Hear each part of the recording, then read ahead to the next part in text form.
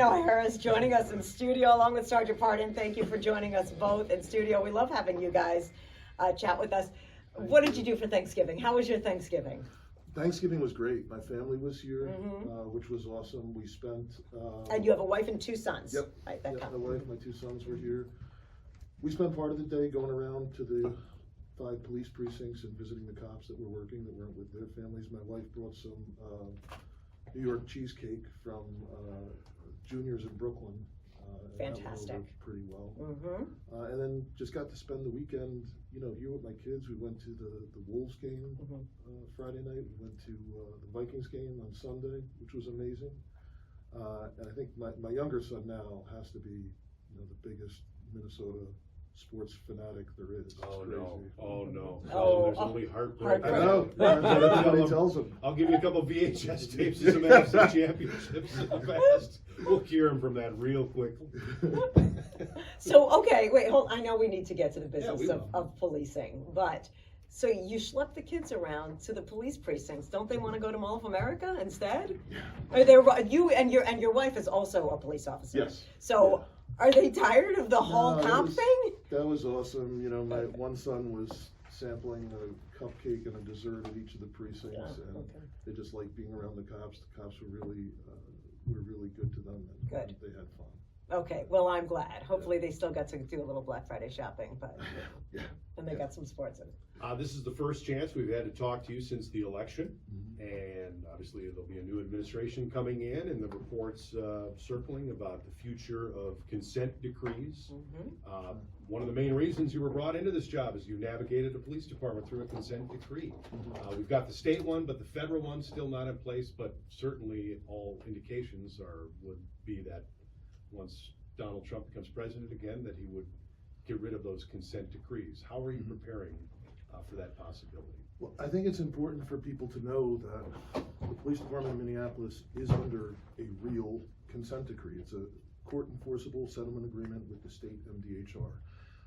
And that covers all of the major aspects that consent decrees have covered in policing, over the last 10, 15 years. Stop, search, and arrest practices, bias in policing, training, supervision, use of force, internal affairs, investigations, civilian oversight, all of it. So there is a real consent decree in place.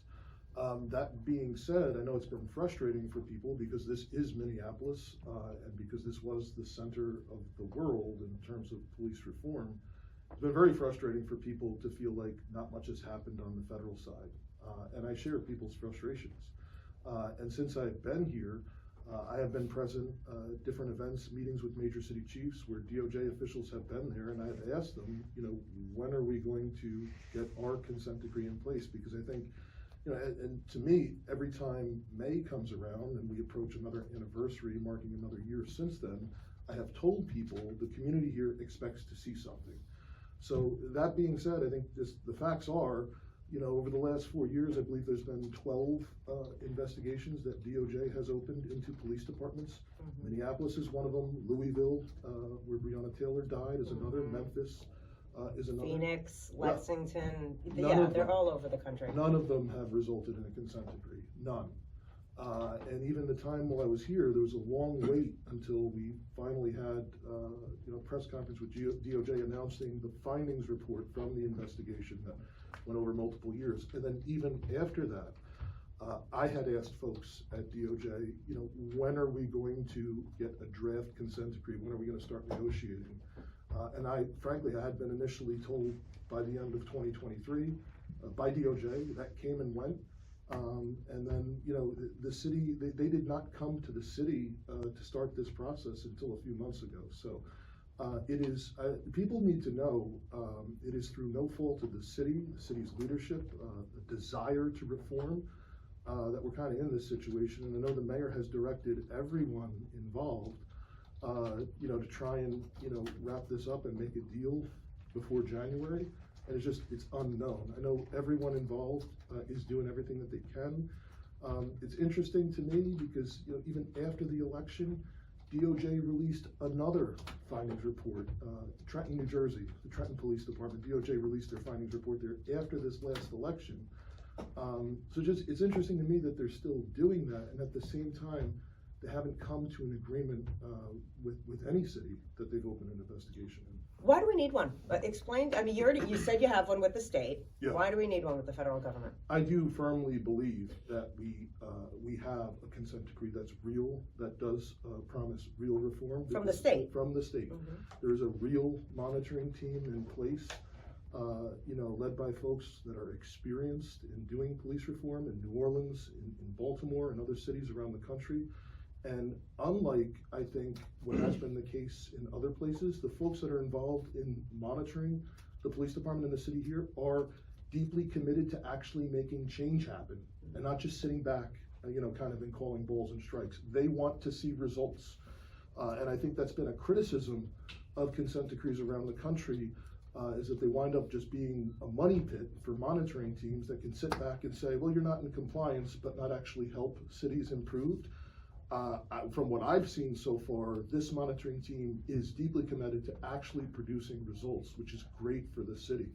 And we're going to have our first anniversary of the consent decrees coming up, March 17th, which is St. Patrick's Day. I feel like they did that on purpose, just to get me.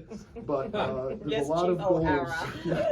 There's a lot of goals that the city and the police department have to meet within the first year, which comes up March 17th. And I think we're on track to meet, if not all of them, almost every single one. So I'm very proud of the work that the members of the police department have been doing to achieve reform. The folks in the implementation unit, Commander Yolanda Wilkes, who oversees that, and everyone involved, and throughout the city, the folks in our training unit, IT, everybody that's been involved has put a ton of work into this. And I think people are going to start over the next several months, they're going to start seeing some of the results of that. And at the same time, we have been working very hard intentionally to change the way people experience policing in the city. And it's difficult.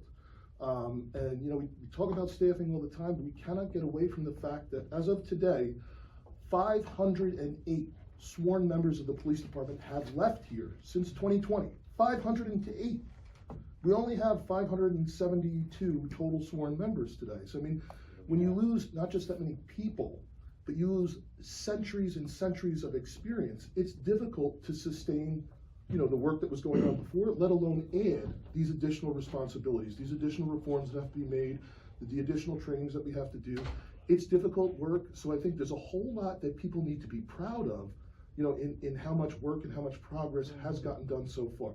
There's a lot more to do, but people need to be proud of how hard everyone involved has been committed to this process. I just want to ask you one last thing about the federal aspect of this. So all these cities where it's being done, there have been no agreements. So none. So is that just a Department of Justice that's window dressing? Are these being done in good faith, or is it just saying, well, if nothing is being accomplished from them, then what's the point? Yeah, I don't know if people thought.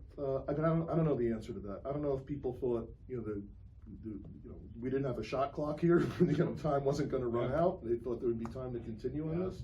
Obviously, there's been a whole lot of work that has been done. A lot of investigations, a dozen investigations that I know of.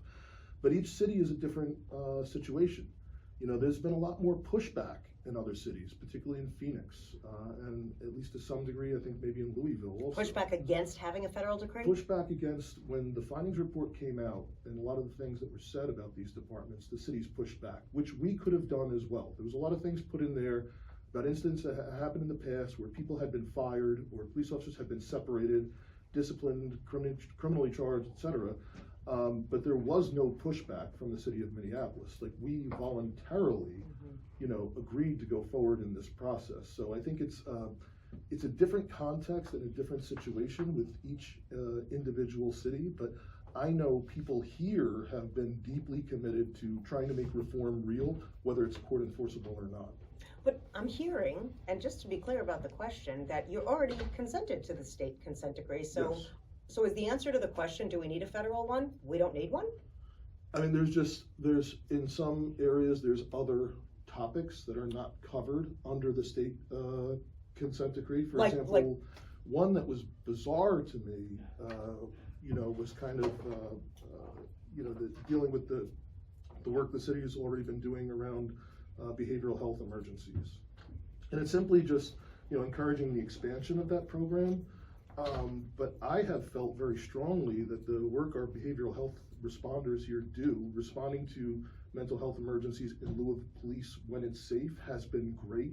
I think they should be supported. I do agree it should be expanded, but we have to make sure that, you know, they're able to be safe as well. And just like policing, I know they've had their own challenges, you know, around staffing and so on. So, I mean, that's one of the things that is different from what consent decrees traditionally used to cover. It's not a constitutional rights issue. It's something that they added in there in recent findings reports, and so that was a little frustrating. And even to the extent where, you know, we can cover some of the same topics, my concern is, you know, we could have the same sentence in a court order in state court that gets interpreted slightly differently in federal court. And that's the reality if you are going to have, you know, two consent decrees in really two sovereign jurisdictions. One last post-election question. Donald Trump ran on a mission to deport illegal immigrants from this country. Many people supported that move. He now becomes president of the United States in January, and President Donald Trump or Tom Homan, the Border Czar, calls you and says, Chief O'Hara, we need your help to round up illegal immigrants and deport some people. What's your answer to that? I mean, I need people that live in the city to understand and be comfortable with calling the police. Like, we have real issues that we have to deal with day to day. In terms of violent criminals, we need to get them off the street one way or the other. But whether they're here legally. Whether they're here illegally or not, they need to get off the street if they're out here committing harm and committing violence in the community. I think the larger issue is for a place like Minneapolis, where we do have, you know, a lot of immigrant communities, and we do have folks that are documented or not documented. We need everyone that lives here to feel safe and comfortable with calling us when they need help. Because what we see a lot of times, we see folks who are victimized and targeted specifically because they are a part of that community. They're someone who's undocumented might be fearful of calling the police for various reasons that they experienced in their home country. So we need, if we're serious about trying to keep everybody here safe, we need communities here to feel trusting and to feel safe that they can call us for help. If they need to report crimes, so that we can try and do something about it. And we have to try and separate these issues, you know, between folks who are violent and folks that are simply just here and they're undocumented. We don't enforce, you know, the civil law of, you know, immigration. That's not a criminal offense. We don't enforce it. You know, we are purely 100% focused on, you know, violence, harm that's being done in our community, and enforcing the state laws that we're responsible for. And we're committed to getting, you know, violent criminals and people that are out here causing harm off the street one way or the other. Other law enforcement officials in the country have said that they would refuse to assist. Would your department refuse to assist in doing that? You know, I think that's, you know, a very, very broad question, right? If there is a violent criminal that is out here, whether they're documented or not, we are going to do our job and get them off the street. But in terms of just people who are, you know, rounding up people who are simply undocumented and not committing any harm whatsoever, that's not the function of local police. I know we have to hit the break, but in your experience as a police officer and now as the chief, in your experience with undocumented people, I know in New Jersey also, where we have a lot of immigrants here as well. We have the largest population from some immigrants around in our country. Do undocumented people or immigrants commit more crimes than natural citizens? It depends. I think there are real issues that people have caught on to where folks that are here that are undocumented are criminal street gang members. But that is not the overwhelming majority of people who are here that are simply, you know, they stayed a little bit too long or, you know, have some civil violation. I think it's become an issue that people in cities have seen more and more in recent years, and I think, you know, politically, I think we kind of see the results of that because people see some of the stuff that's been going on. People feel overwhelmed by some of it, but the truth remains that, you know, there's good and bad in every community, and it's not something specific about people coming from a certain place that's causing harm either. More with Minneapolis Police Chief Brian O'Hara. It's 9:49 on CCO. Brian O'Hara, Geez, a cold one out there. It is, obviously winter is here, Chief. How does that change things for the levels of crime we see? And also creates opportunities though for some thieves too, when people leave their cars running to warm up, which a lot of us do. Yeah, I mean, when I first got here, I assumed as cold as it would get, we would have more of a decline than what we do. But it's clear Minnesotans are used to the cold. Not me. Even the criminal Minnesotans. Even the criminals here are used to the cold, not me. But, one thing that is seasonal that we've already seen an uptick in is, like you said, the opportunities to commit certain crimes. So, as people are, warming their cars up, they're leaving their cars running with the key fobs inside of the vehicle. We're seeing more and more car thefts occur because of that. So like last week, about 100 cars stolen. Half of the cars were either left running or left with the keys inside. So it's Okay, but is that even a crime? If you leave your keys inside the car, you're Yes, not it is. asking for it. No. Come on. Stop doing that, people. Well, that's just it. If people Stop didn't it. leave their keys inside and with the car running, we wouldn't have had half of the thefts that we had in the city. Common sense, Adam. Common sense is lost because people are leaving their keys in I the want my car. car warm, what can I say? Don't you just want to say that sometimes, Chief? It is frustrating, and especially, if somebody's car then winds up involved in a more serious crime. Right? It's Awful. the person involved who leaves their key, leaves the car running, they're the ones that get victimized when their car is gone, and they have to deal with all of that, getting it back and getting it repaired and so on. It's a whole other thing. On a different level, the car then gets used to harm someone else. Yeah. It's used in a robbery, it gets used in a violent crime. It is a serious matter to make sure people, are conscious of that, and, locking their cars up and not leaving them running. And then an issue related to that, that we've seen, not just seasonally, but all year long, it's been increasingly an issue each of the last 4 years in Minneapolis, is just the number of guns that are getting stolen from inside of cars. About half of the thefts of guns in the city are taken out of a car. Last week, I think it was almost all of the gun thefts we had last week reported in the city were stolen out of cars. And there's multiple reasons why. I mean, it's just beyond negligence, in my opinion. It's just purely reckless to leave a loaded handgun. In some cases, that's visible. Like, you can look in a car as you're passing on the street. This is ridiculous. Last weekend, cops downtown towed 2 cars. There were illegal guns left inside in plain view, and then got a search warrant and found other illegal guns in the car. But it's not just criminals that are doing it. Legal gun owners are not properly securing their firearms, and then we wind up getting those guns involved in crimes. And it's Please tell me they don't get the guns back, even if they're legal. If they're legal, they will. Yeah, I mean, it's their gun. But what we wind up seeing is not just these instances where guns are being reported stolen. We wind up getting kids that get a hold of a gun and they shouldn't.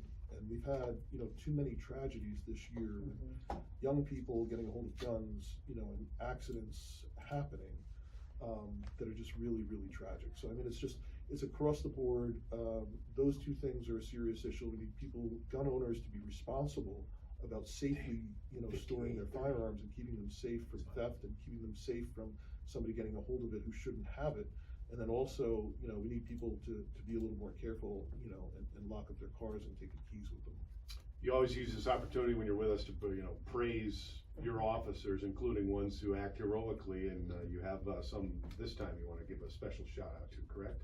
Yeah, I mean, last weekend, we had an incident in Uptown at Barclays. There was an officer who was by himself working a part-time security detail at the Barclays. A fight happened inside. He was, walking across the street to address one of the individuals that security had pointed out to him. And as he's approaching a group, he heard the sound of a gun racking.